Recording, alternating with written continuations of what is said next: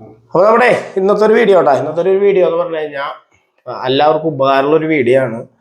നമ്മുടെ ബാത്റൂമുകളിലെ അളവുകൾ അനുസരിച്ചിട്ട് നമുക്ക് ഈ ഓരോ സാധനങ്ങൾ നമുക്ക് മാറ്റി പിടിപ്പിക്കേണ്ടതായിട്ട് വരും. അപ്പൊ അങ്ങനത്തെ ഒരു ബാത്റൂമാണ് ഇവിടെ വന്നിട്ടുള്ളത്.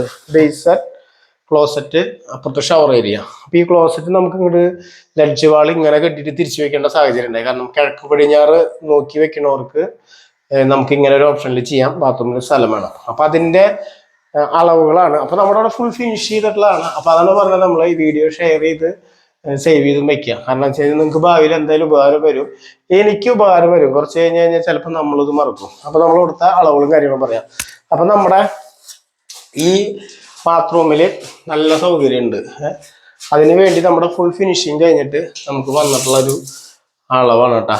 100 സെന്റിമീറ്റർ, അതായത് 1 മീറ്ററാണ് നമുക്ക് ഇത് വരുന്നത്. അപ്പൊ നമ്മുടെ ഈ ലഡ്ജ് വാൾ നമ്മൾ എപ്പോഴും കറക്റ്റ് ഒരു ചുമരിന്റെ വണ്ണത്തിൽ തന്നെ കെട്ടിയെടുത്ത് നല്ല പക്കാ സ്ട്രോങ് ആക്കണം. ഇതിന് മുന്നത്തെ വീഡിയോയിൽ നമ്മൾ ഇതിന്റെ സാധനങ്ങളൊക്കെ ഇട്ടിട്ടുണ്ടാ. നമുക്ക് അവിടെ വന്നിട്ടുള്ളത് 24 സെന്റിമീറ്റർ ആണ് ഈ ലഡ്ജ് വാളിന്റെ വീതിയും കാര്യങ്ങളും വന്നിട്ടുള്ളത്. ഹൈറ്റ് നമുക്കൊരു വിഷയമല്ല. ഇപ്പൊ ഇതിലൊരു ഗ്ലാസ് ഒക്കെ ഇട്ട് കഴിഞ്ഞാൽ നല്ല അടിപൊളി ലുക്ക് ആയിരിക്കും. ഷവറൊക്കെ ഹാങ് കാര്യങ്ങളാണ് നമ്മൾ അടിച്ചിട്ടുള്ളത്. അതേപോലെ ഈ ലഡ്ജ് വാളിൽ നമുക്ക് നമ്മുടെ ഈ ക്ലോസറ്റിന്റെ ഇവിടെ നിന്നുള്ള അകലം ഉണ്ടല്ലോ, ആ സാധനം നമുക്ക് വരുന്നത് 53 സെന്റിമീറ്റർ ആണ് ഈ ക്ലോസറ്റ് വരുന്നത്. അപ്പൊ ഈ ക്ലോസറ്റ് കഴിഞ്ഞ് നമുക്ക് ബേസിൻ വരണം.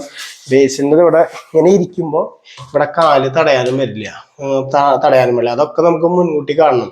അപ്പൊ ഈ അളവും കാര്യങ്ങളും നമ്മളിപ്പോൾ പറഞ്ഞു കഴിഞ്ഞാൽ ഭാവിയിൽ എല്ലാവർക്കും ഒരു ഉപകാരമാണ്.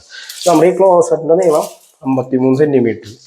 ബേസിൻ വരുന്നത് നമ്മൾ ഏറ്റവും ചുരുക്കി ഒരു 50 സെന്റിമീറ്ററിൽ നമ്മൾ ബേസിന് കൊടുത്ത്, ബാക്കി ഇതിന്റെ ഇടയിൽ നമുക്കൊരു ചെറിയൊരു ഗ്യാപ്പ് ഉണ്ട്. അത് ഈ ക്ലോസറ്റ് കഴിഞ്ഞിട്ട്, ഇവിടെയാണ് ക്ലോസറ്റ് വരുന്നത്. ക്ലോസറ്റ് കഴിഞ്ഞിട്ട് നമ്മുടെ ബേസൻ, ഇതിന്റെ കൗണ്ടർ വേണമെങ്കിൽ നമുക്ക് ഇവിടെ വരെ വേണമെങ്കിൽ വരാം. എന്നാലും നമുക്ക് തടസ്സം ഉണ്ടാവില്ല. നമ്മുടെ കാല് തടയാണ്ടിരിക്കാൻ വേണ്ടിയിട്ട് ഈ 53 ക്ലോസറ്റ്, അത് കഴിഞ്ഞൊരു 32 സെന്റിമീറ്ററും കൂടി കഴിഞ്ഞിട്ട് വേണം നമുക്ക് ഈ കൗണ്ടർ അടിക്കാനായിട്ട്. നമ്മളിവിടെ 45 സെന്റിമീറ്റർ കഴിഞ്ഞിട്ടാണ് അടിച്ചിട്ടുള്ളത്, അത്രയും സ്ഥലമുള്ള കാരണം.